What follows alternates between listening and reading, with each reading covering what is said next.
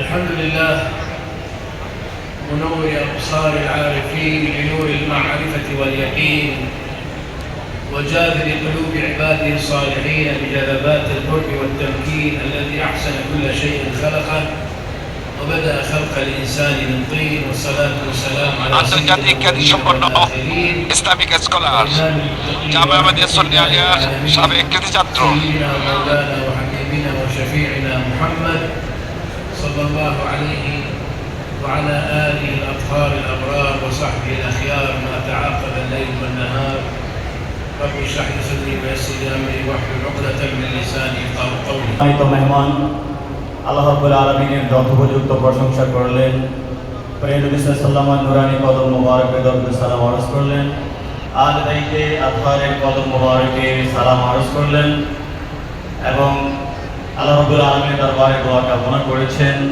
সেই জন্য তিনি দোয়া পড়েছেন, রব্বি ইশরাহ লি সাদরি ওয়া ইয়াসসির লি আমরি ওয়াহলুল উকদাতাম মিন লিসানি ইয়াফকাহু কওলি।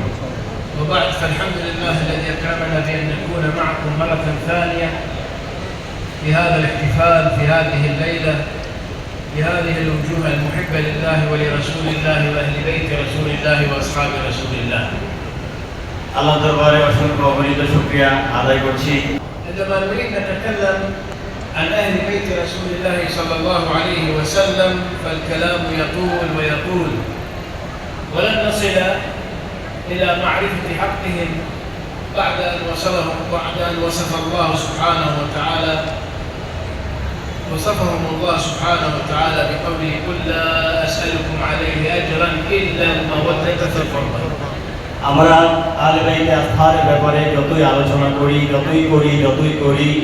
সমগ্র পৃথিবী আলে বাইতে আতহারের ব্যাপারে যতই আলোচনা করবে, আলে বাইতে আতহারের প্রকৃত আলোচনার কাছাকাছি কেউই যেতে পারবে না। আলে বাইতে আতহারের যত আলোচনা কারো পক্ষেই সম্ভব না। শুধু এতটুকুই আমরা বলতে পারি, আলে বাইতে আতহারকে আল্লাহ এত সীমাহীন মর্যাদা দিয়েছেন, যার কারণে আল্লাহ তার হাবিবের মাধ্যমে আল্লাহ ঘোষণা করে দিয়েছেন। হাবিবকে বলেছেন, হাবিব আপনি আপনার আলে বাইত আতহারের ব্যাপারে আপনার উম্মতকে জানিয়ে দেন। আউযু বিল্লাহি মিনাশ শাইতানির রাজীম। কুল লা আসালুকুম আলাইহি আজরান ইল্লা আল মাওয়াদ্দাতা ফিল কুরবা। হাবিব আপনি তাদেরকে বলে দিন যে আমি দ্বীনের দাওয়াত দিচ্ছি, দ্বীনের কাজ করছি, আমি শত নির্যাতন নিপীড়ন সহ্য করছি, সব কিছু করছি, আমার জীবনকে কোরবান করছি এই পথে তোমাদের নাজাতের জন্য। আমি এই জন্য তোমাদের কাছে কিছুই চাই না।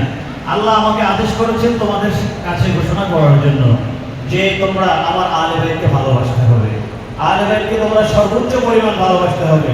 ভালোবাসার যত পর্যায়ে আছে সর্বোচ্চ পর্যায়ে আমার আলে বাইতের প্রতি তোমরা মহব্বত রাখতে হবে। আল্লাহ এই ঘোষণা যখন করে দিয়েছেন তখন আর আমাদের বলার কিছুই নেই। আলে বাইতের মর্যাদা যেহেতু আল্লাহ নিজেই বলে দিয়েছেন। لو لم يذكر القرآن أهل البيت، يعني لو لم تأتي آيات بينات من القرآن الكريم في وصف أهل بيت رسول الله وفي الأمر بمحبتهم فإننا نحبهم لقرابتهم وصلتهم برسول الله صلى الله عليه وآله وسلم. আপনারা মনে করেন আল্লাহ কোরআনে কারিমে যদি আলে বাইতের ব্যাপারে কোনো আয়াত নাযিল না করতেন, ধরুন যদি না করতেন, তিনি তো করেছেন, হুজুর তেলাওয়াত করেছেন, আরো আয়াত আছে। যদি মনে করেন যে আল্লাহ আলে বাইতের ব্যাপারে কোনো আয়াত নাযিল না করতেন, আল্লাহর হাবিব যদি আলে বাইতের ব্যাপারে কোনো হাদিস না বলতেন, তাহলে কি আমরা আলে বাইতকে ভালোবাসতাম না? বলুন, ভালোবাসতাম কি ভালোবাসতাম না? কেন ভালোবাসতাম? আরে আলে বাইতের ব্যাপারে আমি কোরআনে আছে জানি না, আলে বাইতের ব্যাপারে নবীজি হাদিসে বলেছেন সেটাও আমি জানি না, কিন্তু আমি এটা জানি ইমাম হাসান হোসেন আলে বাইত তারা আর কেউ না, তারা আমার নবীর বংশ। শুধু এতটুকুই যথেষ্ট আলে বাইতকে ভালোবাসার জন্য। وقد علمنا أصحاب رسول الله صلى الله عليه وسلم ورضي عنهم جميعا هذا المعنى في محبتهم لأجل قرابتهم من رسول الله. فالصديق الأكبر سيدنا أبو بكر رضي الله تعالى عنه وأرضاه كان يقول ارقبوا محمدا في أهل بيته. সুবহানাল্লাহ সুবহানাল্লাহ। যে আমি হয়তো জানি না কোরআনে আছে, আমি হয়তো জানি না সুন্নাতে আছে, হাদিসে আছে, কিন্তু তো আছে। আল্লাহর হাবিবের রক্ত মুবারক ওনাদের শরীরের মধ্য দিয়ে প্রবাহিত হচ্ছে। এতটুকুই যথেষ্ট আমাদের আহলে বাইতকে ভালোবাসার জন্য। যার কারণে সহিহ বুখারীতে ইমাম বুখারী রাহমাতুল্লাহ আলাইহি হযরত সিদ্দিক আকবর হযরত সাইয়্যিদুনা আবু বকর রাদিয়াল্লাহু তাআলা আনহু আহলে বাইত রাসূলের শান ও আযমতকে প্রকাশ করতে গিয়ে তিনি বলেছেন, শোনো, কিয়ামত পর্যন্ত আল্লাহর হাবিব বাহ্যিক হায়াতে পৃথিবীতে থাকবেন না। আল্লাহর হাবিব পৃথিবী থেকে এক সময় বাহ্যিক হায়াত থেকে তিনি পরদা করবেন, তারপরে আল্লাহর হাবিবকে আমরা দেখব না বাহ্যিক হায়াতে। কিন্তু কিয়ামত পর্যন্ত যদি তোমরা আল্লাহর হাবিবকে নূরে মুস্তাফাকে দেখতে চাও, আহলে বাইতের চেহারার আয়নায় যতবার তোমরা তাকাবে ততবার তোমরা নূরে মুস্তাফা আহলে বাইতের চেহারার আয়নায় দেখতে পাবে। সুবহানাল্লাহ। আমি কিছুই চাই না, আমি চাই আমার আহলে বাইতের মহব্বত তোমাদের কাছে। এই আয়াতের অনেক ব্যাখ্যা রয়েছে, এই আয়াতের অনেক তাফসীর রয়েছে, মুফাসসিরিন কেরাম এই আয়াতের অনেক ব্যাখ্যা করেছেন। তার মাঝে সবচেয়ে বড় ব্যাখ্যা হচ্ছে আল্লাহর রাসূলের দরবারে, এই পৃথিবীর দরবারে সবচেয়ে প্রিয় যে জিনিসটি আমরা আমাদের ভালোবাসা সবচেয়ে বেশি যার জন্য উপহার দিব, সেটা যেন আল্লাহর হাবিবের আওলাদে রাসূলের গোলামীর জন্য হয়, সেটা যেন আল্লাহর হাবিবের বংশধরের জন্য হয়। আমরা যেন আমাদের ভালোবাসা আল্লাহর রাসূলকে খুশি করার জন্য সবচেয়ে বেশি আল্লাহর হাবিবের আহলে বাইতকে উপহার দিতে পারি। আল্লাহ যেন আমাদেরকে সেই তৌফিক দান করেন। آمين. ونحن أهل السنة والجماعة نتقرب إلى الله بمحبة أهل بيت رسول الله، نتقرب إلى الله بهذه المحبة ونتفانى فيها، فهي عقيدة نعتقد بها ونسأل الله أن نقابله ونحن عليها صادقين في محبتنا لهم من قلوبنا.